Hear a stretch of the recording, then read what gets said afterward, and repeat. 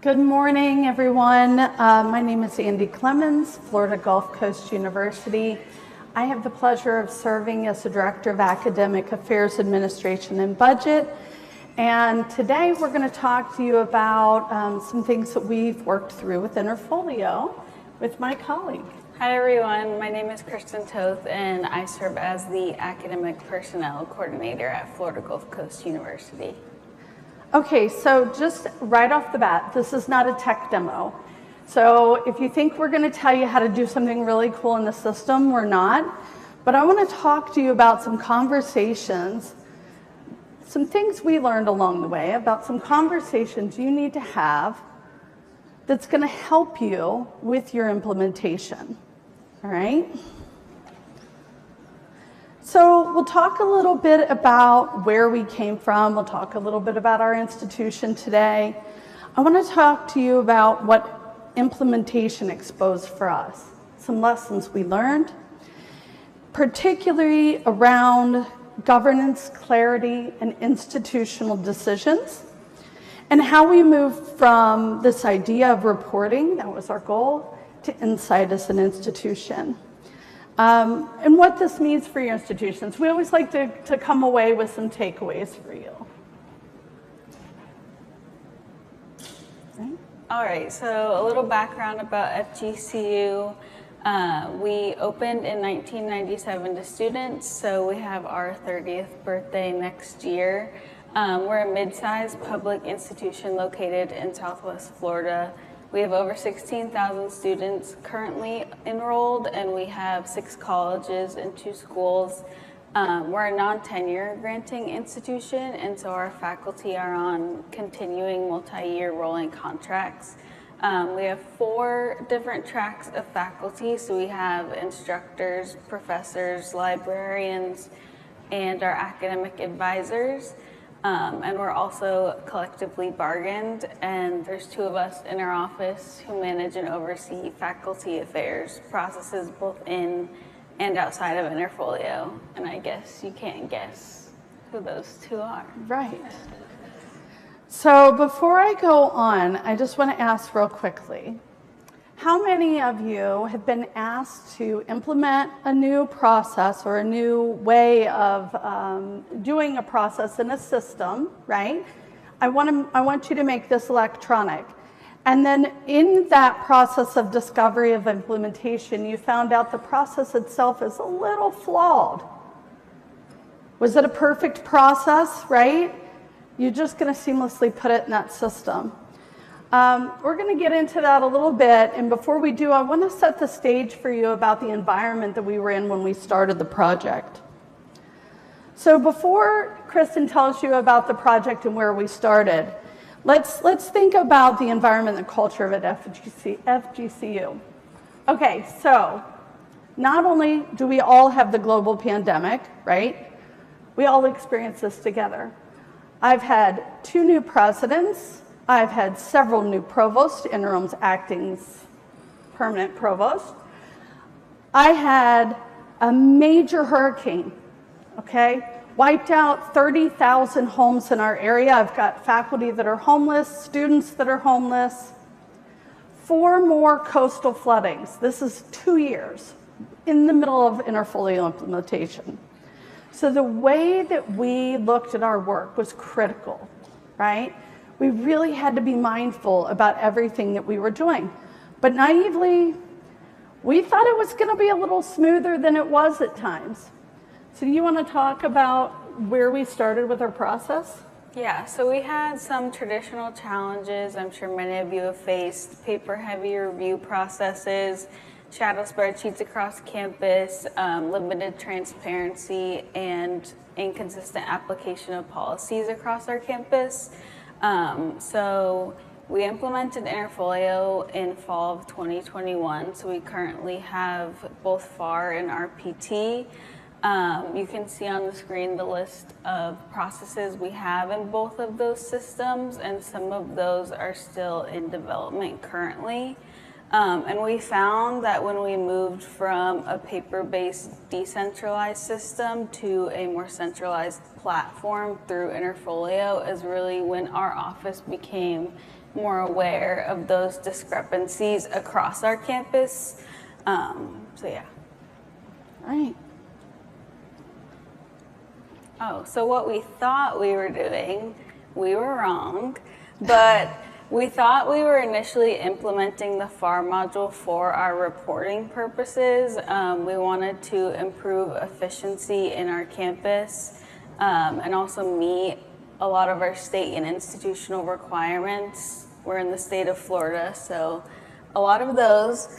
But once we started this implementation, we realized that we were going to have to confront a lot of deeper institutional questions about how policies were being interpreted and applied across our units. And so we didn't necessarily begin with this transformation agenda, but that's sort of where we ended up as the process went on.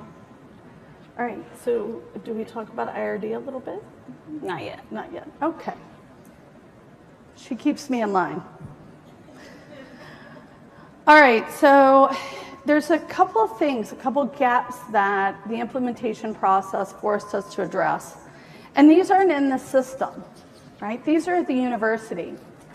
Undefined assumptions, things that were common knowledge on campus. This is the way that we do it.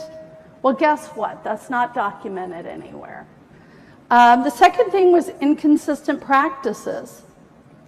So how many of you all have every one of your units doing the same thing, following the process to a T? They're meeting deadlines, right?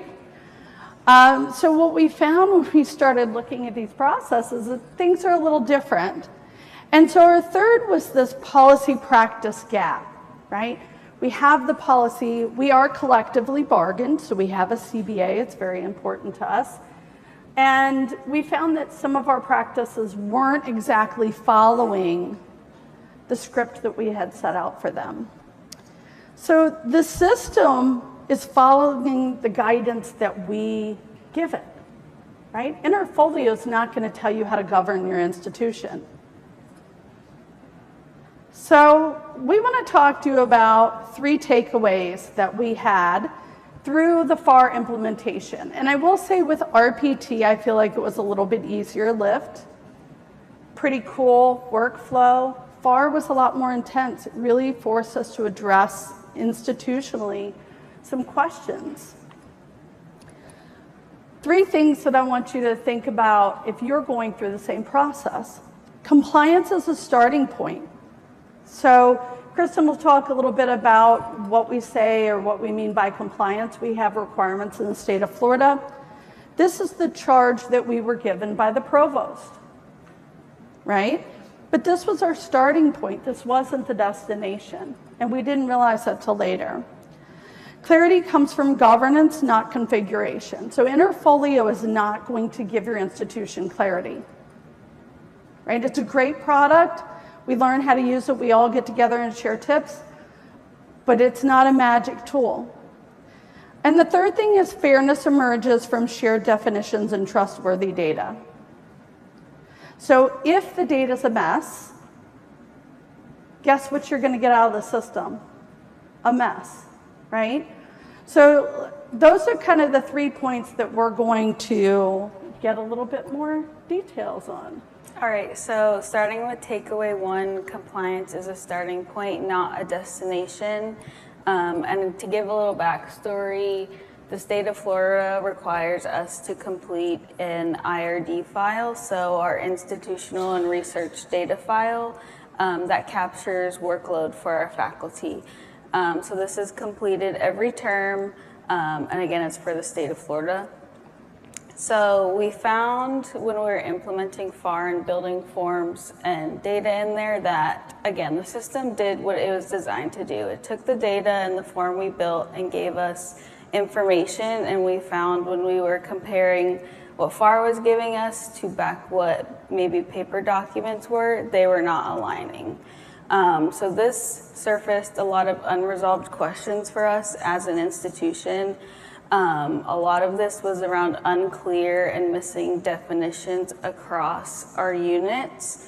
And so at this point, we realized that we had to take the process back out of the system and start from scratch and really define our policies before we can move forward with rolling out a process in FAR.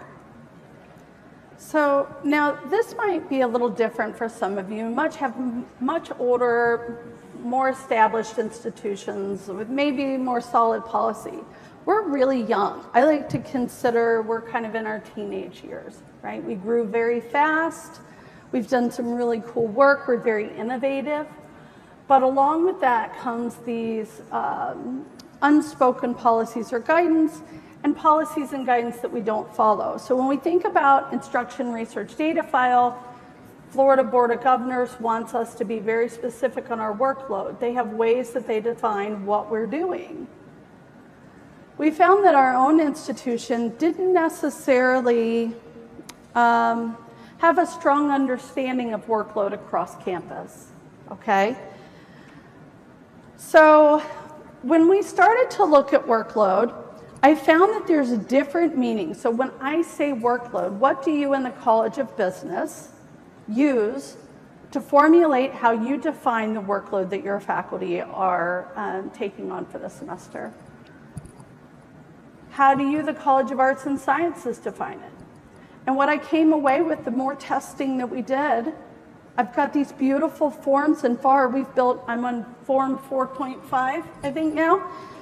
I'm building all the forms, but when the planning office starts pulling the data and we're doing testing and looking at the paper forms, which on the screen you can see are what's an Excel sheet that they would turn in the paper. We're looking at what's reported to the state versus what's in the campus scheduler, and I'm going, this doesn't make any sense. So I started talking to the deans, the associate deans. Talk to me about your workload. Who calculates workload? Do you have a report? How do you identify if your faculty are teaching 3 classes, what their service workload is? As you can imagine, I got varied answers. Okay, some are doing better than others. Hey, we have an associate dean that's math faculty. He's got this down. But I even said to them, what happens when he wins the lottery? Who in the college is going to do what he's doing? So I knew that I had to pull that conversation out because I can continue to build forms, but if my leaders on campus aren't consistent in how they define workload, we have a larger problem. Not only is that a problem because I'm trying to put data in a system to do cool things, but it's a problem for our faculty who are being treated differently depending on the unit they're in. So we had to think about how do we define it from the very basic level. Some colleges were using words like contact hours, some were using credit hours. They even at the basic level, identifying things differently. There was manual reconciliation that masked deeper issues. So with our IRD file, we do that at the end of the semester. The workload's done. Everybody's out of class. We're just collecting reports to turn into the state, right? So we're already behind. So that was a problem we identified. And then we found that the data really required explanation. So I'm really annoying, I'll be honest with you. I ask a lot of questions because I'm like that little kid that wants to know why. Why do we do this? Tell me why. I want to understand it because I can't build something that's going to be effective for you if I don't understand the reason behind it and what your true needs are. I start digging and I find that the institutional guidance for this report comes from a document from 1994, what we call pre-devolution. The state of Florida went through a change in control from localized to more of a state Florida Board of Governors and set up different Board of Trustees, Board of Governors. Save that for another lunch conversation. But essentially, here's this document that I found in a box in someone's office, and I'm going, oh, well, this is our FAR guidelines. Are we still following this? I asked the planning office, oh, I don't know. Well, what do the Board of Governors want? Oh. So I'm pushing back, maybe not making the most friends, right? Because I want to understand what is the true interpretation from the state for the report so I can build something to help you, okay? So again, the system is doing what it's designed to do. It's collecting the data we put in, but our own definitions and how we provide that data is skewed. The other piece that I found was summer workload. So I start digging in and looking at summer workload across my units. And what I'm finding is, depending on who you work for, you get paid differently, okay? We were very decentralized in some of these processes. It was all managed through the colleges and up to HR. I'm looking at reports and I'm going, well, if you're in this college, okay, you get paid way more for the same 3 contact hour class, right? The same workload credit per se, as if you're in this college. Now we have a collective bargaining agreement that tells us how to pay our faculty, but when it came to the application and it came to actually putting that into practice, it's getting processed differently. And HR is just processing the forms. We're processing the pay at school. So what I come to find out was that some colleges are treating semester as a single term. It is a semester. Some are taking the individual sessions within the semester and treating them as mini semesters. So collective bargaining agreement says you get 12.5% per 3 contact hour class. Well, if you're in this college, I'm going to teach summer A, B, and C because I get 12.5% for every mini session, right? No wonder why the college's budgets are out of whack, right? So one of the first things we did with our new provost is talk about how do we streamline summer? How do we make sure that people are paid equitably across the units?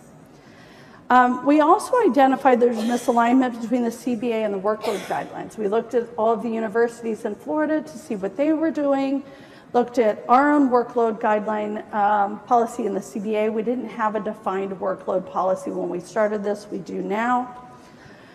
But it was really easy to see why the faculty were frustrated. Why are they frustrated about pay? Why do they have so many questions? Well, they do because the guidance is very sketchy, right? It's very inconsistent, and I get a different answer if I ask you or if I ask you. All right. So next lesson. Oh, that's me. Okay. Clarity comes from governance, not configuration. So I mentioned this earlier, right? Interfolio is not going to solve all your problems. I hate to burst the bubble if you're here. It's very cool. It does very cool things. However, if you put a mess in it, it's going to give you a mess back. Okay? So we thought we were going to build these really cool forms. It's going to help everybody. We don't have to do paper. But what we're finding out is that we need to back up and look at those governing documents.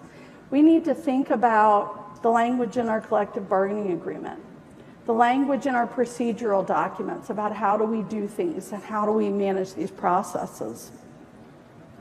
The forms do not solve ambiguity. I had to push those conversations to leadership. Provost has got a lot of work to do, especially being a new provost. But unfortunately, I had to come to her and say, look, we really need to start having conversations at the academic leadership levels about defining some of these unknown or ununderstood terms and definitions. So it wasn't IT. I mean, IT is feeding all the data in, right? But it was leadership. So I had to push some of that work back up. Okay, so how we started to gain some of this clarity across our campus, and to start, sometimes this process was slow and uncomfortable. Leadership, wants to push out these processes as quick as possible, but we don't want to put out a bad process because at the end of the day, especially moving it into the system, the questions are going to come to us, not anyone else. So we want to make sure we're putting the best process forward. So to do that, we had to collaborate across our campus. We worked a lot with our institutional research team who manages this state report, and also HR and of course our IT department.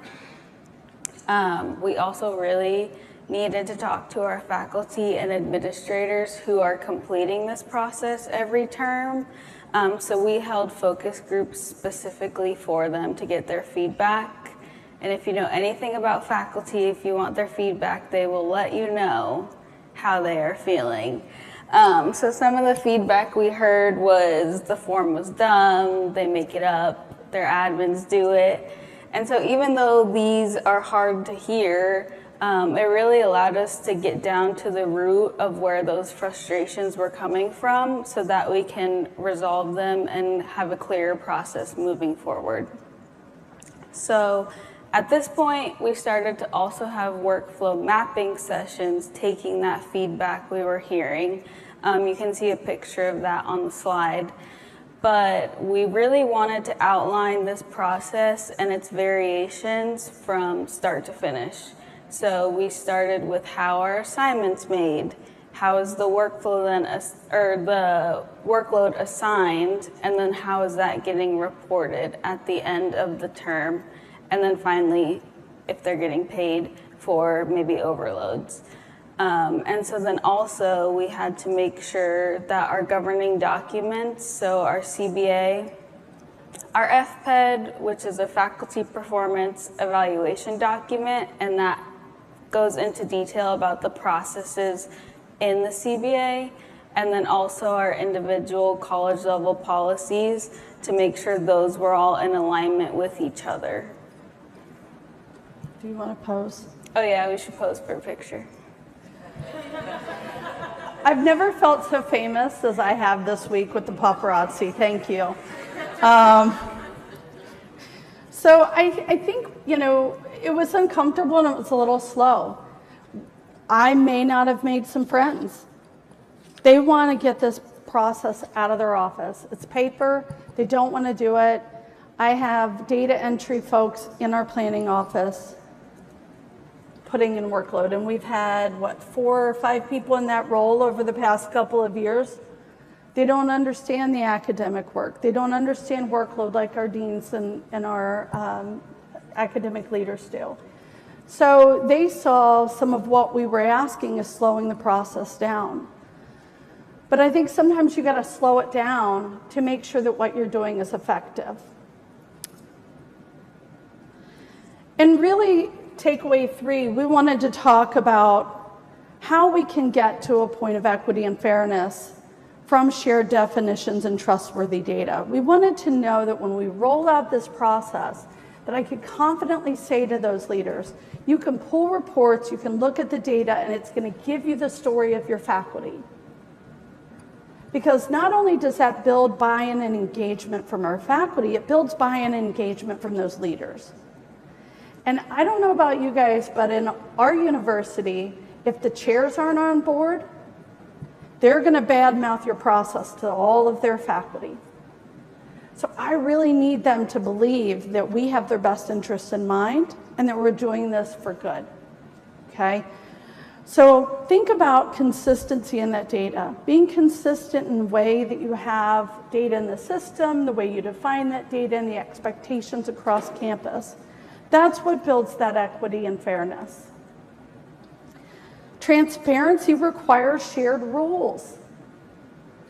We can't be transparent if we're all talking about different things, because then it seems like we're making things up, which sometimes you gotta do too, but you wanna be as upfront and honest and on the same page. And data integrity is very important for building that trust. And I kind of said that a moment ago, where it's really important to have trust in what you're putting out in terms of the data. Because if you're giving them garbage, then they're going to turn off and set themselves away from your process and say, well, everything that this office or this system is doing is garbage. So we wanted to build that trust. Is this me again? Okay. It is. I'm telling you, she keeps me in line. All right, so from compliance tool to institutional insight, Like I said, Interfolio is doing exactly what it was meant to do. But what we found as an institution, we had some maturity that needed to take place. We had some growing, and we're still in the middle of it now. We'll tell you about that in a moment. So once we started putting these validation rules into the system, we started looking at how do we set up the system to take the data. We wanted to calculate workload. I can upload the classes, cool. IT even tried putting in some formulas. They have the base definitions, and that's kind of what caused part of this rabbit hole. They put some guidance in where to auto-calculate faculty workload based on some parameters that were in the old guidance I told you about earlier. The exceptions started to become visible. Okay, so I'm testing forms, and I'm looking at a class that's 3 contact hours, 3 credit hours in 1 unit. Faculty gets 3 hours of workload, right? They're teaching a 3-hour class. I look at another college in another department, 3 all across the board. I'm checking what were they paid for. What does it say on the schedule? I go to the IRD file and the paper form they filled out, 2.5. What's happening here, right? So it started highlighting those exceptions so that I could come back to leadership and say, we need to start defining better in our units. The team stopped asking if the data was right. So in the beginning, I'm on IT. Are you sure you're uploading this right? Does this look right? Are you sure you didn't do something to the data? I stopped asking those questions and started asking, what does this mean for us as an institution? And what does it mean for our implementation? And that FAR module implementation shifted from an obligation to a source of insight. So really, how do we mature as an institution? How do we better prepare ourselves and our governing documents and our guidance to grow?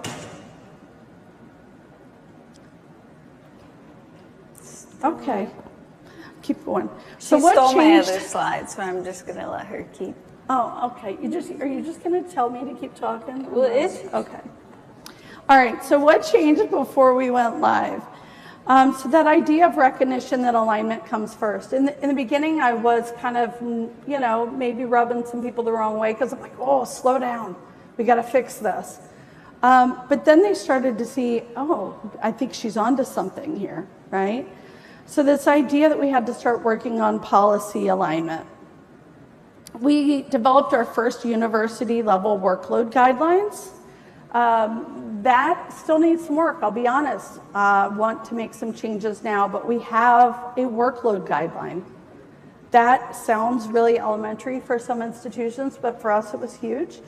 All of our colleges kind of started developing their own, and none of them were the same or using the same language. Clearer contact hour equivalencies for summer, we talked about that a little bit. And summer treated as a single term. So the provost came out and said, look, you can't pay everybody as if you have mini semesters when they're really sessions. And if you teach this class in summer A, you are going to get paid the same as if you taught it in fall. You know, that it is workload, and that class is the same whether you teach it in 10 weeks or 15 weeks, it's still the same class. Shifting from reconciliation to pre-semester conversation. So I'm still in the middle of this a little bit. Kristen will tell you about that. But we don't want to wait until the semester is over to collect the workload, because we want to get that information to our chairs, to our deans, to our provosts at the beginning of the semester, so that they can start to run reports and start to plan. Because it's not just about Interfolio and are our faculty doing enough work. It helps us think analytically about how do we mount our classes? How do we have sufficient faculty to fill the classes, to meet the student need, to graduate the students, to meet our state metrics, right? There are all of these other things of what we're doing impacts. So the conversation shifted to how is this one little thing, these little problems that we're identifying, feeding into such larger concerns and issues at the university. All right, so still in progress. Initially, we just planned to create that workload reporting form that's completed at the end of the semester. But when we thought back, we really needed to have an assignment form that's also completed before the semester starts by the department chair. So we plan on rolling out an assignment form this academic year. And then we're still in final development stages of that workload reporting form. And we intentionally are phasing these rollouts out so that we can gain insights from that assignment form before the actual end of the semester. And we're also continually working to refine our workload policies to make sure that they're in alignment from the unit to the university levels. I know it might sound a little crazy, but I have this idea that if we can at least get the assignment form out, then we can find out what people are doing. What is their idea of workload, right? Because obviously I can't get it from the state report. So let's start back at the beginning, and then let's start working with the colleges to document. Okay, so Sally down the hall knows that if I teach this, I get this release time or I get that. Document it. So when you come as a new faculty, you know what's expected of you, right? So that you feel like you have trust in the department and the university. So here's what we learned. We didn't know this when we started. We just thought, hey, we're going to put this process, we're going to build this cool system, put it in a form. What we realized is that this idea of this compliance report and meeting these data needs for the state, that was our charge, really turned into an exercise in clarity and then an exercise in fairness and equity for our faculty. We didn't design a maturity model from the beginning, but what we discovered is that that is really what's needed to be effective in your implementation. That you have to really understand where you want to go as an institution and what are the things that you need to address to get there. We recognized all of this by living through it. I don't really recommend that you build the ship while sailing it, but we definitely did that. Sometimes it's a little bumpy when you do that. But each stage made the next unavoidable, right? We had no option but to address the issues. Once they were uncovered, we're living with them, right? So we can't just pretend we didn't see anything and bury our heads. So hopefully what you can learn, and again, maybe do differently than we did, first treating implementation as policy work, so really diving into those policies and governing documents before trying to just fit it into a system. Because if you have things that aren't clearly defined or aligned, implementation will expose them. Also expecting discomfort. Again, like I said before, sometimes you have pressures to move things out quickly, but really in the long term, that's only going to hurt more if your processes aren't implemented correctly. And also investing in governance before perfection. So implementation is a great time to really go through all of your processes and see what's working, what's maybe not working, and make those improvements before, again, trying to put them into an electronic system. So is anybody actually working through this right now? Anybody in this clarity phase? Where I'm like, something smells funny and I got to figure it out, right? Let me clarify the guidance. Has anybody moved beyond a policy and guideline change, working with your leaders to say, we've got to fix some things? Yeah. I think that's a real part of the process that sometimes we don't think about from the beginning. Well, I appreciate you guys being here today. We'll be around for questions. I always like to leave an open door. The best part of this conference is getting to learn from each of you, and so I love the conversation. So please ask any questions you have, but don't be afraid to come up to us later. We are definitely open to talk. Thank you. Thank you, everybody.